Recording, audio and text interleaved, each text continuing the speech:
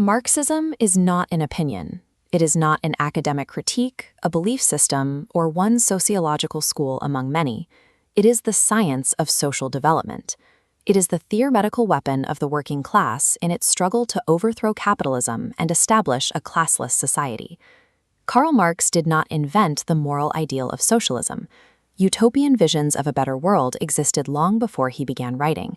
Alongside Friedrich Engels, Marx's closest intellectual partner for 40 years, the breakthrough was entirely different. By analyzing the objective laws of motion of capitalist society, they transferred socialism from the realm of abstract morality into the strict realm of science.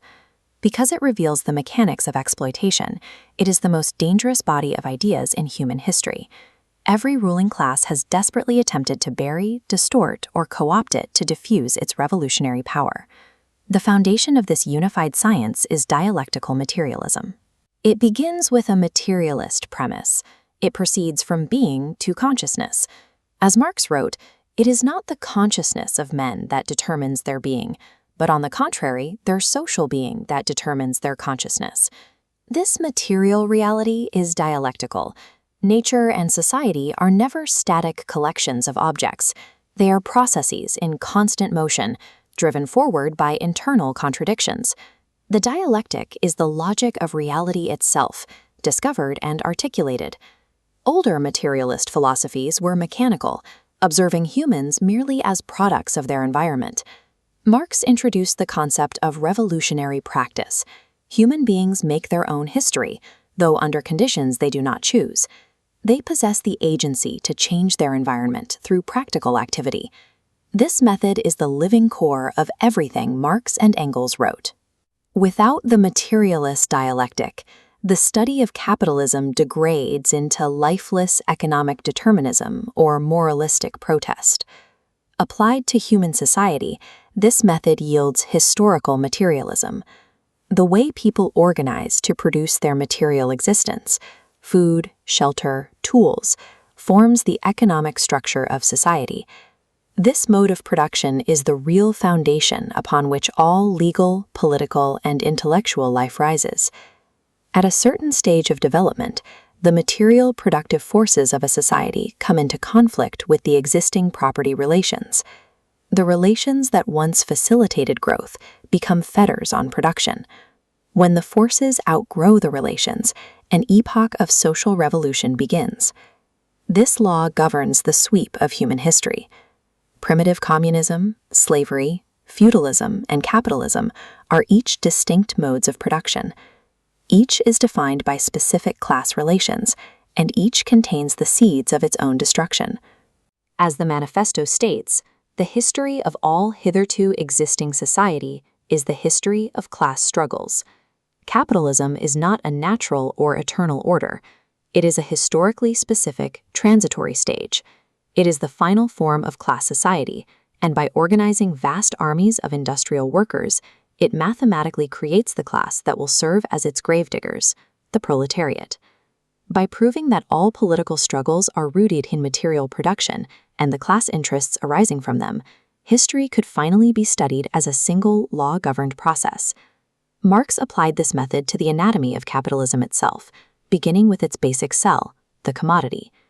Every commodity satisfies a human need, giving it a use value, and it can be traded, giving it an exchange value. To make entirely different commodities commensurable, they must share a common property. They are all products of abstract human labor. The value of a commodity is determined strictly by the socially necessary labor time required for its production. This invisible law of value allocates social labor across the entire economy. This dial representing a 12-hour workday illustrates Marx's decisive discovery, surplus value. A worker sells their labor power to the capitalist at its value, the basic cost of maintaining and reproducing the worker. But the actual labor performed creates more value than it costs. A worker produces the equivalent of their wages in, say, 6 hours, but the worker works 12 hours. Those additional hours produce surplus value. This is unpaid labor directly appropriated by the capitalist. It is the sole source of profit, interest, and rent.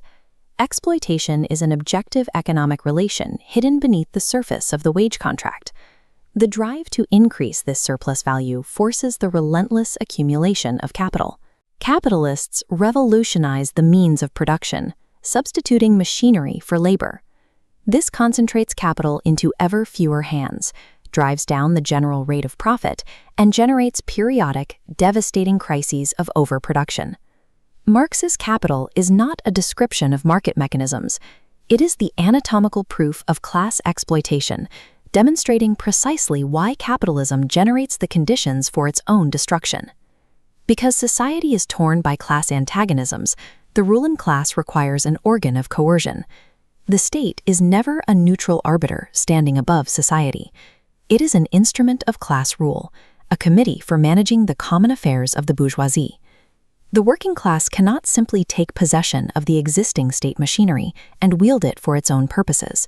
The bourgeois state must be completely dismantled and replaced. It must be replaced by organs of workers' power, the dictatorship of the proletariat. This is the democratic rule of the armed and organized working class over the former exploiters, serving as the necessary transitional form between capitalism and communism. Vladimir Lenin recovered this authentic Marxist teaching after decades of opportunistic distortion by reformists who attempted to separate the science from revolution. The Stalinist bureaucracy that later usurped power in the Soviet Union was a nationalist counter-revolution. It destroyed workers' democracy, functioned as a parasitic caste, and operated as the direct antithesis of actual socialism. The workers' state is not permanent. As the division of society into classes is fully abolished, the state loses its function as an instrument of coercion. It withers away, and the government of persons is replaced by the administration of things. Socialism is the abolition of private property in the means of production. The ownership of factories, land, and banks by a handful of capitalists is transferred to society as a whole. The anarchy of the market is replaced by a rational economic plan. Capitalism has already built the material preconditions for abundance through global supply chains and mass production, but it cannot realize that abundance because private ownership and the profit motive block it. The contradictions Marx analyzed are our immediate reality. The massive concentration of wealth, spiraling inequality, and the relentless drive toward imperialist war define the present crisis. The collapse of the Soviet Union was not the failure of Marxism. It was the terminal crisis of a bureaucratic caste that betrayed it. The objective conditions for a classless society exist.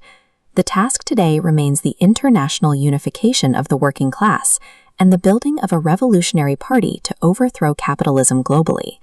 Workers of the world, unite.